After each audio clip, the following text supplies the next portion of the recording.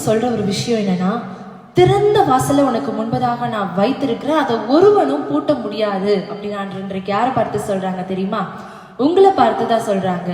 உங்களுக்குன்னு திறக்கப்பட்ட வாசலை எந்த மனிதனாலையும் எந்த ஒரு சூழ்நிலைகளினாலையும் அதை தடை பண்ண முடியாது, அதை பூட்ட முடியாது.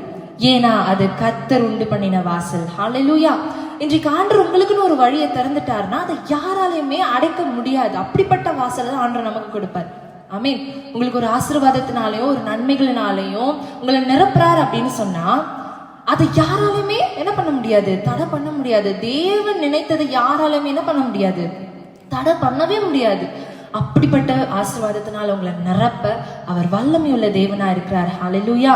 இன்றைக்கு நீங்க எந்த காரியத்துக்காக காத்து கொண்டிருக்கிறீங்களோ, ஜெபித்து கொண்டிருக்கிறீங்களோ, இந்த வாசல் அப்படியே மூடிடுச்சே, நான் இதை நோக்கி போயிட்டு இருந்தேன், இந்த ஆசீர்வாதம் எனக்கு கிடைக்கும்னு நினைச்சிட்டு இருந்தேன், ஆனா இதுல ஒரு பெரிய தடை வந்துருச்சு அப்படின்னு நினைக்கிறீங்களா?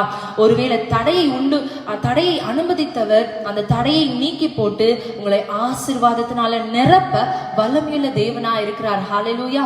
நீங்க இன்றைக்கு விசுவாசித்தீர்கள் ஆனால் உங்கள் கதவு வாசல் திறக்கப்படும். ஆமேன். God bless you.